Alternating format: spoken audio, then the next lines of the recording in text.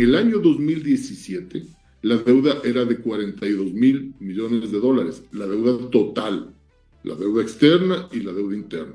42.000 millones de dólares, cifras del Ministerio de Economía y Finanzas. Eso es 2017. A la fecha, la deuda está en 92.000 millones de dólares, considerando ahí también los 4.000 millones de dólares del Fondo Monetario Internacional y los aproximadamente 5.200 millones de dólares de deuda contingente, porque en conjunto son alrededor de 10.000 millones. Si no consideraría eso, la deuda está en 82.000 millones, que sigue siendo una cifra Sigue siendo lo mismo, o sea, prácticamente. Ahora, el problema es dónde está, qué se ha ampliado, en qué capital, en qué activo nacional se ha invertido esa deuda. Y ahí es donde hay dudas.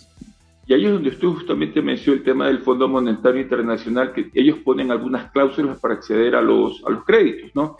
Pero justamente esa falta de no pagar las deudas en su momento, decir, sabes que no vamos a pagar las deudas porque no es soberano, no fue lo correcto, cree que le podría restar credibilidad al país frente a quienes quisieran invertir en el país, sumado a que el Fondo Monetario Internacional se accedió en gobierno me parece que fue de Guillermo Lasso y también el de Lino Moreno para dar estos créditos. ¿Cree que fue correcta esa parte o cómo usted la analizaría y cómo usted enfrentaría esa parte económica tan compleja que tiene el Ecuador? Usted se refiere a la parte de, en ciertos momentos, haber retrasos en deuda. No solamente el retraso en la deuda, sino también en su momento decir, sabes que esta deuda, como en su momento en el gobierno de Correa, se dijo, esta deuda no es una deuda justa, no es una deuda legal, no se procede a pagar. ¿Cómo se podría también en esa parte darle confianza a quienes podrían invertir? Por eso se llegó al Fondo Monetario Internacional. A ver, no es exacto lo que usted menciona, ¿no? No es que se dijo esta deuda no es legítima, no es legal, no se puede pagar. Se hizo la auditoría de la deuda y efectivamente si usted mira los resultados de la auditoría de la deuda, usted va a darse cuenta que hay porciones de esa deuda que evidentemente eran deuda ilegítima, evidentemente era deuda ilegal incluso, porque había anatocismo, ahí era deuda sobre deuda. Claro que sí. Y sin embargo de eso, el Ecuador cumplió con todos sus compromisos. Cuando se hace el reperfilamiento de deuda, lo que el Ecuador hace es utilizar los mecanismos de mercado, pero en beneficio de la gente. ¿Qué suele suceder normalmente? Que los tenedores de bonos utilizan los mecanismos de mercado en beneficio de ellos. Acá lo que hizo el gobierno es utilizar los beneficios del mercado para mejorar la situación social en general, invertir esa deuda que se dejó de pagar, que nos ahorramos, no porque se haya declarado una moratoria, ni porque se haya declarado que no se va a pagar, no, sino porque se reperfiló la deuda con mecanismos de mercado totalmente legítimos y propios que se podían hacer.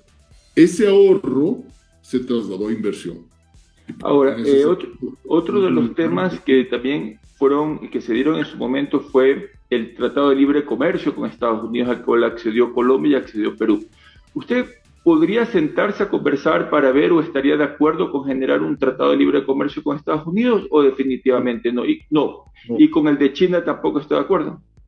Mire, son dos cosas diferentes y le voy a decir por qué. Un tratado de libre comercio, que suena a comercio, normalmente incluye otros ámbitos que no son solamente comerciales. Por ejemplo, incluye propiedad intelectual, que tiene impacto inmediato sobre las medicinas. Incluye compras públicas, que tiene impacto inmediato sobre las empresas nacionales. Incluye desregulación financiera, que eso ya nos llevó a una crisis financiera en el año 1998. Incluye arbitrajes, incluye muchos otros temas que no tienen nada que ver con comercio. Por lo tanto, el nombre es eufemístico. Se llama Tratado de Libre Comercio, pero incluye un conjunto de acciones que sobrepasan de largo lo que son los temas comerciales. Incluye tratados de protección de inversiones. Es decir, es mucho más allá que un tratado de comercio. Entonces, yo soy favorable a tener relaciones comerciales con todos los países del mundo, Imagínese un mercado tan importante para el Ecuador como los Estados Unidos. Necesitaríamos un tratado de comercio que nos facilite la entrada de productos que normalmente no O está sea, fácil. entonces al TLC no. Ahora, sí, lo de la crisis que se dio en el año 98 y que llevó a la dolarización, eh, ¿usted está de acuerdo con mantener la dolarización? Porque cuando se tomó la decisión con Maguad, hay que recordar que el precio del barril bajó casi a $9, incluso estuvo en $7. En los 10 años de Rafael Correa se mantuvo en 348 y bajó a $60 más o menos el barril. Ya, ¿estas diferencias cree que pudo haber conllevado a que Ecuador sea dolarizado o podría haber alguna forma en que Ecuador pueda manejarse como se planteó en su momento, con una moneda alterna, sucre y dólares, convertibilidad se llamaba? Claro, pero la convertibilidad fue un tema que se discutió en el gobierno de Abdalá Bucaram. Estamos hablando de 1996, 97. En Bagua también se discutió ese tema. Claro, pero Eh, en la medida en la cual ya se veía cómo había funcionado en la Argentina, para el año 2000 ya se tenía más o menos claridad cómo había funcionado. Entonces, entre una dolarización sucia, porque así se llama la convertibilidad, versus una dolarización rígida, completa, como es la dolarización, entonces se optó por la dolarización, porque al final del día los costos iban a ser los mismos. Yo fui de los economistas que no estuvo de acuerdo en su momento con la entrada a la dolarización, porque eso era perder completamente una política fundamental, que es la política monetaria. Brevemente, mire, los Estados Unidos han podido sortear crisis gravísimas, gravísimas, como la del 2008, ¿no? Y normalmente las crisis cíclicas que tienen, porque tienen obviamente la capacidad de emitir moneda. Y entonces muchas veces se ha logrado paliar los efectos de la caída económica, de desempleo, de caída de producción, etcétera, con emisión de dólares. Y eso ha disminuido el impacto enorme que podría haber tenido en la gente. Bueno, mayoritariamente en el caso norteamericano, esa emisión de dólares se han llevado a los bancos, ¿no? Pero han paliado de alguna manera los efectos sobre la gente. Yo fui contrario porque se perdía una herramienta que es la política monetaria. Es como que usted maneje un avión sin brújula, ya. Ahora, una vez que entramos en la dolarización, es más costoso salir que quedarse. Porque recordemos, eso ya se va a acordar poca gente, porque ya es casi 25 años de esa medida, cuando se entró en la dolarización, primero se hizo una devaluación del 300%. O sea, de en 10.000 vez sucres a 25.000 sucres. claro, Todos los días cambiado.